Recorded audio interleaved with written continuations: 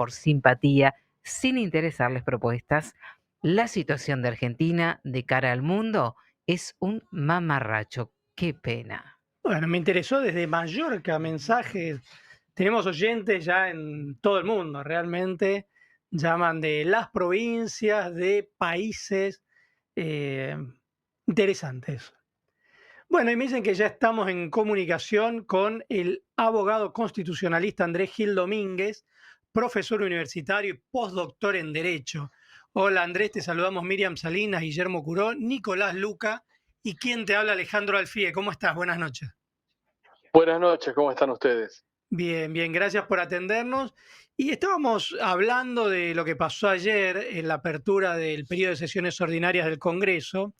Te quería preguntar, vos desde tu punto de vista como abogado constitucionalista, ¿qué aspecto destacas de lo que pasó anoche y qué es lo que más te llamó la atención? A mí me parece que hay un hecho que es muy desagradable en términos institucionales y democráticos, que fue la agresión que sufrió Facundo Manes, basada en una violencia simbólica, verbal y física por parte de Santiago Caputo, que hoy es una de las personas que dirige el país.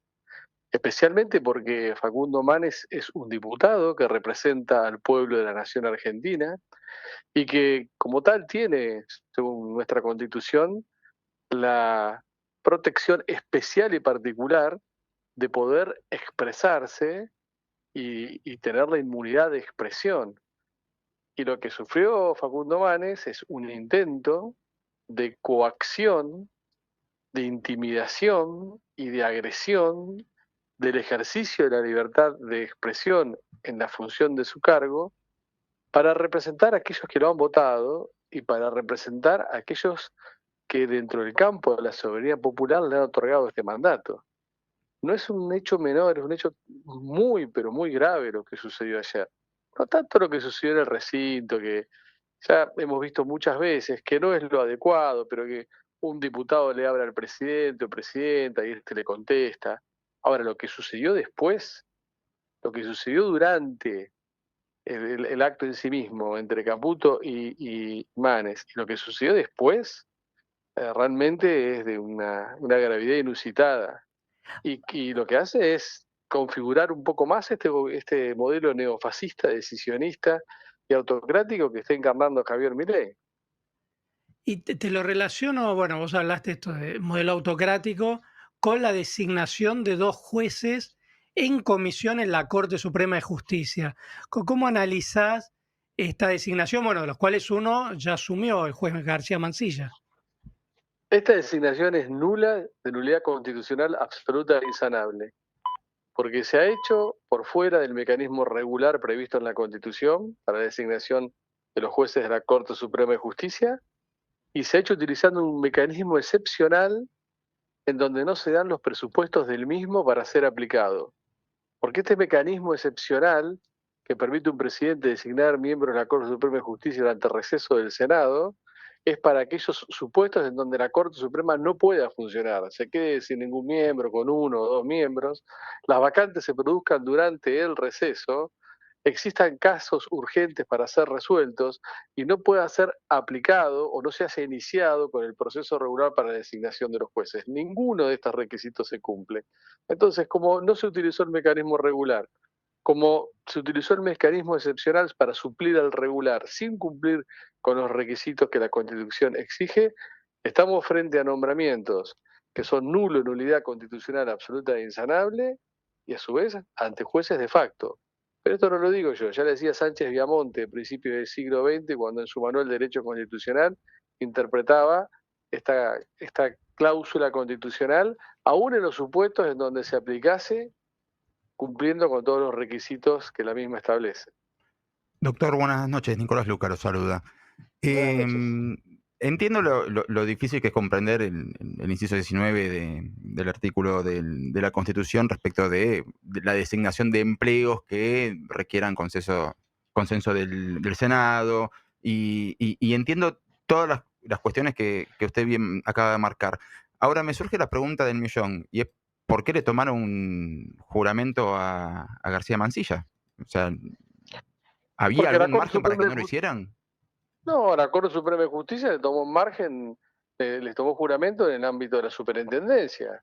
Hay un decreto firmado por el presidente que designa 2 jueces en comisión, no hay ninguna medida cautelar que lo impida, no hay ningún rechazo del Senado en torno a esta designación, entonces él va a tomar juramento. Esto no implica que la Corte haya avalado jurisdiccionalmente esta decisión del presidente, Ah, sino que en el ámbito administrativo de superintendencia toma el juramento porque existe una norma que está vigente, que vale, se tiene que aplicar y es autoejecutoria. o sea, que le hayan tomado De poder- juramento no es vinculante.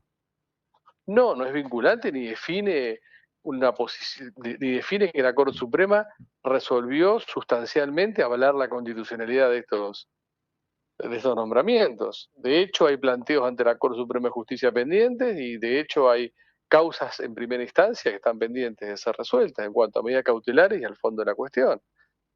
Entonces, esto no, que la Corte le haya tomado, más allá de que uno esperaba otra actitud de la Corte Suprema de Justicia, del presidente de la Corte, Horacio Rosati, esperaba otro tipo de actitud, porque la Corte Suprema de Justicia es un órgano jurisdiccional y es un poder del Estado y también es un sujeto político del Estado. O sea, Esperaba algún otro tipo. se podrían haber Sí, podría negado a haber tomarlo. tomado. No, pero podría haber dilatado un poco la jura. Como hicieron con Y no Lijo, por haber. ejemplo. Y no, como Porque el hicieron con Lijo lo Lijo, van a analizar esta semana. y como hizo Lorenzetti en su momento con Rosenkrantz y con el mismo Rosati. Entonces acá esta idea de un presidente apurando públicamente a la Corte Suprema de Justicia, presionándola para tener a los jueces designados en comisión ya jurados para la apertura de sesiones ordinarias, y que jure uno y que lo haga en una ceremonia clandestina, penosa, porque así juran los jueces de facto, en ceremonias clandestinas, en la más absoluta soledad. Me parece que desde el punto de vista político no es un buen mensaje del presidente de la Corte Suprema de Justicia, pero yo no esperaba otra cosa de esta presidencia de la Corte Suprema de Justicia. Ahora, Milei mencionó en el decreto varios antecedentes de otras designaciones de jueces de la Corte, de presidentes como por ejemplo Alfonsín, Macri. ¿Son comparables esas situaciones con lo que hizo Milei? Esta potestad respecto de jueces de la Corte Suprema de Justicia hace 130 años que no se aplica, 135 años que no se aplica. Ah, El último fue Figueroa Alcorta. Y respecto de jueces anteriores, hace 35 años que no se aplica. Y en el medio hubo una reforma constitucional donde se modificó todo el sistema de designación de jueces anteriores, hay un consejo de la magistratura, hay concursos, hay jurados, hay ternas, y también se reformuló la forma de designar a los jueces de la Corte Suprema de Justicia con una mayoría grabada de 2/3 y una sesión pública convocada a tal efecto. Con lo cual no es habitual. Si hace 135 años para la Corte Suprema y 35 años para jueces anteriores, es un instituto de aplicación sumamente excepcional y restrictivo. Y mucho más después de la reforma constitucional de 1994, que para la Corte exige un alto consenso de las fuerzas políticas que representan a las provincias en el Senado. Entonces no es habitual, no es algo normal, y mucho menos cuando no se dan estos presupuestos, porque una vacante no ocurrió durante el receso del Senado, la de Jaito de Nolasco en septiembre de 2021. La otra vacante, la de Maqueda, si bien ocurrió en el receso del año 2024, 2025, Milei tomó conocimiento jurídico de la misma con anterioridad, porque se cumplía el plazo de 75 años de Maqueda, y puso en marcha el proceso regular para la designación de dicha vacante. Con lo cual él tomó conocimiento de la vacante y decidió cubrirla por el procedimiento regular. La Corte Suprema de Justicia no tiene ningún problema de funcionamiento. Funciona con 3 miembros, como ya funcionó en su momento cuando renunció Fait y hasta que asumieron Rosenkrantz y Rosati, funcionaron con 3 miembros. Casi durante 1 año y medio sucedió esto. Entonces, 8 meses sucedió esto.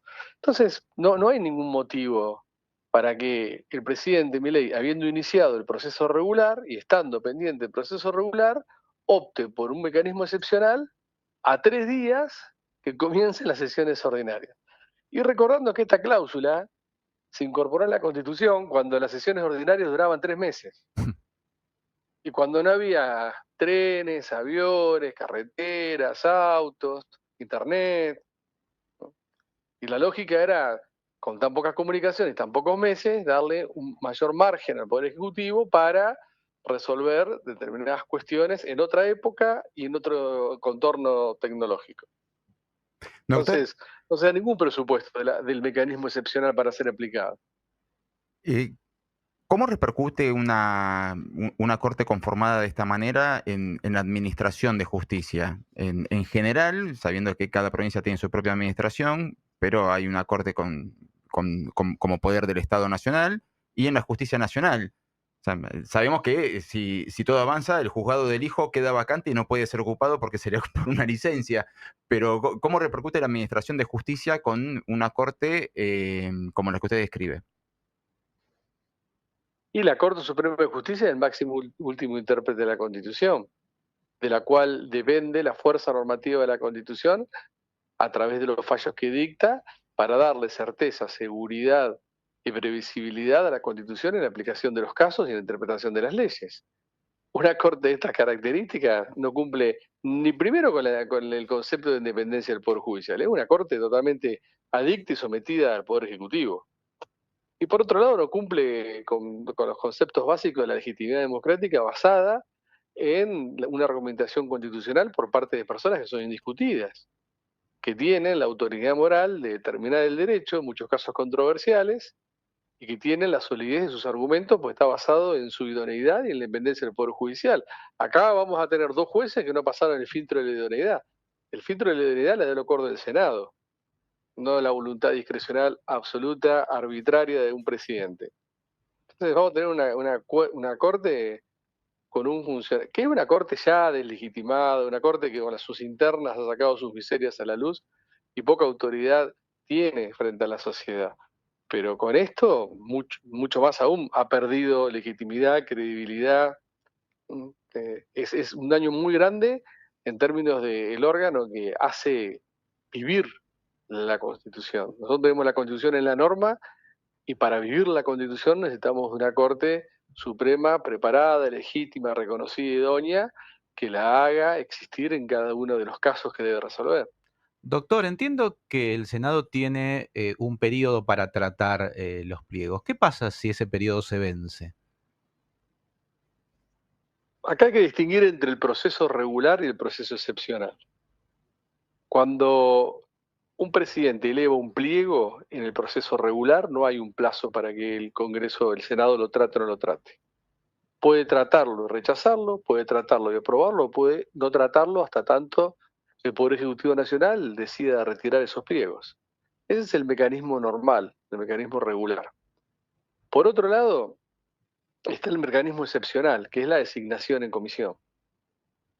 En este caso, el Congreso de la Nación, el Senado puede dejar pasar el plazo, que es el 30 de noviembre del corriente año, entonces ahí caducan de oficio las designaciones, rechazar durante hasta el 30 de noviembre en algún momento por mayoría simple las designaciones y ahí caen, o ratificar las designaciones con 2/3 de los miembros presentes y entonces los jueces dejan de estar en comisión y se transforman en jueces regulares de la Constitución.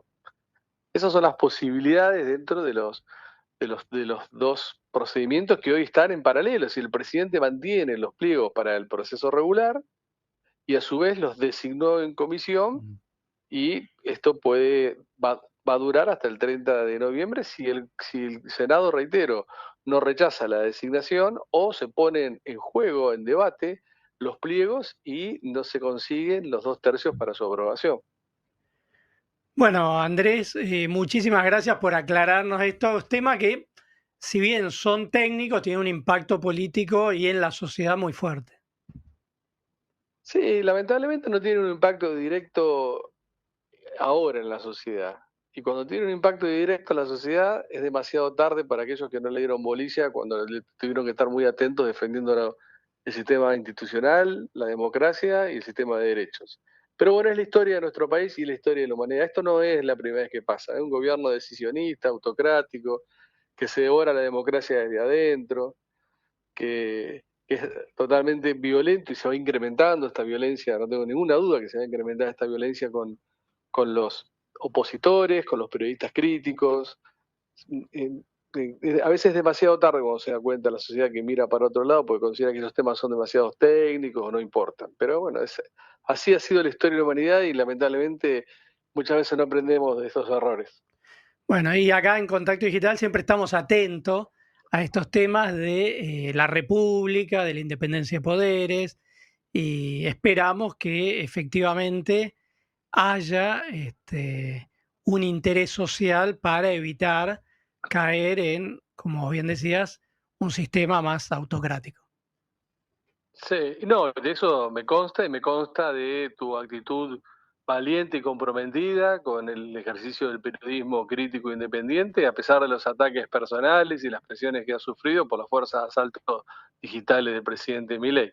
Así que eso me consta y yo me siento representado por ustedes en el ejercicio del periodismo de esta manera.